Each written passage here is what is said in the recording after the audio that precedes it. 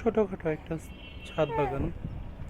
এদিকে ড্রাগন আছে, যে মালবেরি, লেবু, যেটা এখন লেবু হিসেবে নাই, ফল হয়ে গেছে রমজান উপলক্ষে।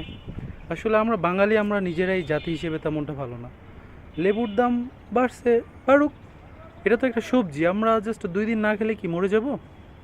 2 দিন কিন্তু লেবু না খেলেই হয়। সারা বাংলাদেশে দেখা যাবে আবার লেবু পানির দাম হয়ে গেছে। কিন্তু আমরা বাঙালি যখন যে জিনিসের দাম বাড়ে সেটা আরও বেশি করে কিনি, কিনে ঘর ভরে রাখি।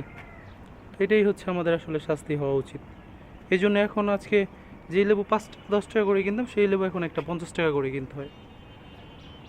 আমরা রোজার 2-3 দিন লেবু না খাই না, এতদিন খাই না, না খেয়ে বাঁচে না। মানে লেবু না খেলে তো এমন না যে মানুষ মরে যাবে। লেবু তো আর অনেক ইম্পর্টেন্ট কোনো বিষয় না।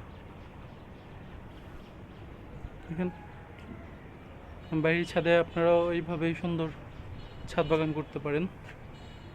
এতে আসলে নিজের চাহিদাটা তো পূরণ হবে, পরিবারের ফল কেনার চাহিদাটা পূরণ হয়ে যাবে। আর এদিকে মালবেরি গাছে মোটামুটি খুব ভালো মালবেরি আসছে, ছোট্ট একটা গাছ, এই যে। আর এইদিকে হচ্ছে দেখা যাবে যে সামনে যেই মাজারটা দেখতেছেন, ওই যে এটা হচ্ছে কদম রসুল নবীগঞ্জ।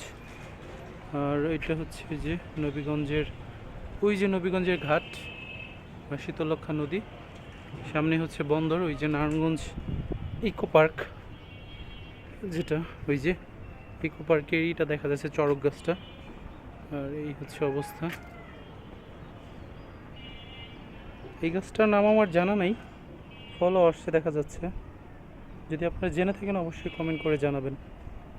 সবাই ভালো থাকবেন। আসসালামু আলাইকুম।